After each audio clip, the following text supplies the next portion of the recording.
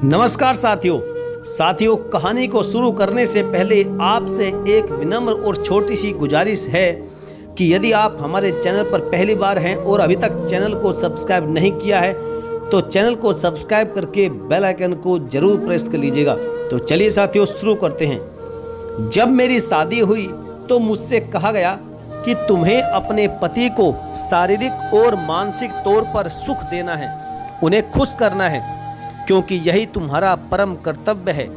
लेकिन जब शादी हुई तो पता चला कि भारत में एक लड़की की शादी सिर्फ एक लड़के से नहीं होती, बल्कि एक भरे पूरे परिवार से होती है, जिसमें सास होती है, ससुर होते हैं, ननंद, देवर और सबसे अंत में पति आते हैं। आज जब मैंने इसे महसूस किया तो डर गई कि अपने आप को तो मैं सही से ठीक प्रकार से संभाल भी नहीं सकती, तो फिर 4-5 लोगों को मैं कैसे संभालूंगी।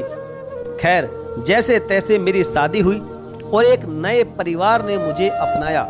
जिंदगी पूरी तरह बदल गई। एक ही रात में मैं घर की लड़की से किसी के घर की बहू बन गई। मैंने अपनी सहेलियों में देखा था कि शादी के तुरंत बाद ही उनका और उनके ससुराल वालों का झगड़ा होने लगता था। मैं कभी भी नहीं चाहती थी कि मेरे साथ भी कुछ ऐसा ही हो। खैर, शादी के कुछ दिन तो सब ठीक चला, लेकिन कुछ समय बाद घर के लोगों की नज़रों में मैं खटकने लगी थी। जब मैंने यह बात अपने पतिदेव से बताई तो उन्होंने मुझसे बोला कि पागल हो गई हो क्या। सबसे पहले तो अपने दिमाग से ये बात निकाल दो कि मायका तुम्हारा घर है और ससुराल तुम्हारा ससुराल। असल में यही तुम्हारा घर है।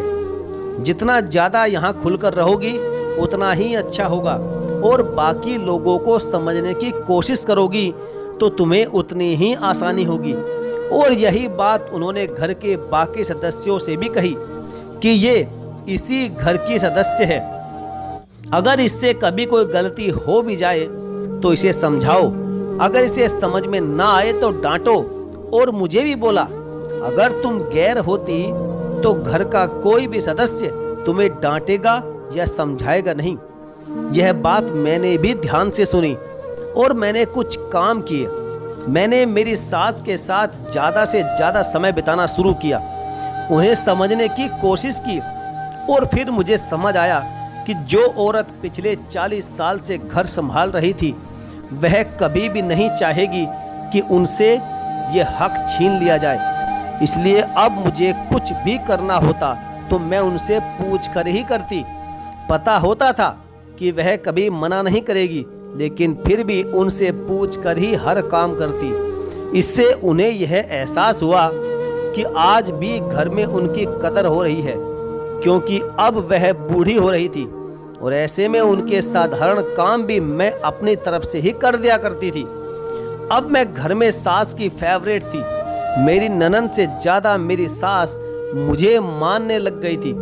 जब भी मेरी सास मेरे किसी काम से खुश होती तो वह पापा यानी मेरे ससुर से मेरी ढेर सारी तारीफ करती। अब सास खुश तो पापा जी भी खुश हो जाते।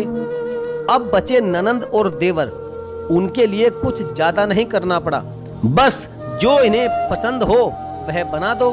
अगर कभी मन ना भी करे तो मम्मी जी से बोल दो कि फालतू में खाने की डिमांड कर रहे हैं। और इसके अलावा दोनों मुझसे छोटे भी हैं, तो एक दोस्त जैसा व्यवहार किया। बस अब क्या था, धीरे धीरे सब कुछ मेरे व्यवहार से बढ़िया होने लगा और सारे परिवार के मेंबर मेरे व्यवहार से खुश हो गए। और आज यह स्थिति है कि ना तो मुझे यह महसूस होता है कि यह मेरा ससुराल है, और ना मेरे ससुराल वालों को ये लगता है कि यह कहीं बाहर से आई है। क्योंकि जब परिवार का हर सदस्य खुश है तो पति देव भी अपने आप ही खुश और संतुष्ट रहते हैं। आजकल लड़कियां शादी करती है और शादी के कुछ दिन बाद ही परिवार से मन मुटाव होने लगता है। यही चीज मेरे साथ भी हुई, लेकिन मेरे पति की सूझबूझ की वजह से हालात खराब होने से पहले ही इसे रोक लिया गया। हमें यह चाहिए कि सबसे पहले यह समझना होगा कि ससुराल अपना ही घर है और सास ससुर ही पूरी जिंदगी अपने साथ रहेंगे।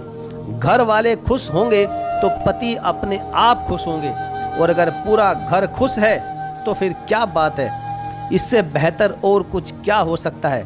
तो साथियों, यह थी आज की हमारी छोटी सी मोटिवेशनल कहानी। आप इस कहानी के बारे में अपनी राय कमेंट बॉक्स में ज़रूर लिखें। और हाँ, यदि आप हमारे चैनल पर पहली बार हैं तो चैनल को सब्सक्राइब करके बेल आइकन को प्रेस करना बिल्कुल ना भूलें। तो चलिए साथियों, मिलेंगे फिर और किसी ज्ञानवर्धक कहानी के साथ। तब तक के लिए धन्यवाद।